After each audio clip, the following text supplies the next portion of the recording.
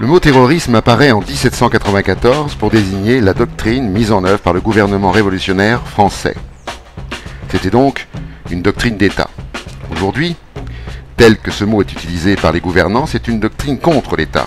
Curieux retournement sémantique. La question est, que dissimule ce retournement?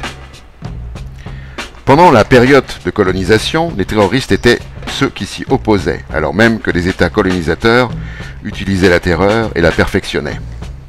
Le 11 septembre 2001 n'a en rien changé la lutte menée contre le terrorisme et depuis, on assiste au renforcement de l'arsenal de lutte contre les opposants et contre la dissidence politique. L'utilisation du mot reste inchangée puisqu'il désigne les opposants à un système dont l'État est l'émanation. L'accusation de terrorisme a été utilisée par les Américains contre les mouvements d'émancipation du peuple noir, par les Anglais contre les militants d'Irlande du Nord, par les Espagnols contre les indépendantistes basques, etc., etc. Cette accusation va se généraliser aux mouvements politiques dits radicaux, comme dans l'affaire Tarnac en France par exemple. Bloquer des trains de transport de déchets nucléaires est qualifié juridiquement d'acte terroriste. Terroriste qualifie toutes les formes de résistance, activistes écologistes, kurdes, manifestants de la place Taskim, tchétchènes, et la liste est extrêmement longue. Le terrorisme s'est inscrit dans le champ de la morale du bien et du mal. Il est le mal absolu et il n'y a plus que le bien absolu qui puisse s'y opposer. Tous les moyens ne sont pas bons, mais bien. Il s'agit d'extirper, d'exorciser, d'éliminer. Il ne peut y avoir d'explication au mal. Aucune excuse ne doit être cherchée. Aucune excuse. Aucune excuse sociale, sociologique et culturelle.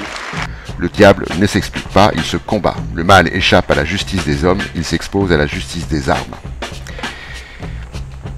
S'y ajoute le relent judéo-chrétien de la faute originelle, celle innée qu'on possède en soi. Le mal est consubstantiel à la nature humaine. Il faut donc l'exorciser par la prière, l'effort, l'offrande, la souffrance, la contrition. Le citoyen possède en lui la potentialité terroriste, il faudra donc le surveiller, l'observer, exiger la transparence afin de détecter tout éveil potentiel de contestation, donc du mal. Dès lors qu'apparaît, dans ce qu'il montre et ce qu'il pense, quelque tendance à la transgression, quelque refus du bien et de son système. C'est donc une guerre qui se mène contre l'intériorité de chacun, contre l'intériorité de chaque nation, avec cet avantage exceptionnel, c'est une guerre sans fin, comme le déclarent tous les dirigeants de Bush à Valls pour les plus récents. Quand il y a guerre, il y a pénurie.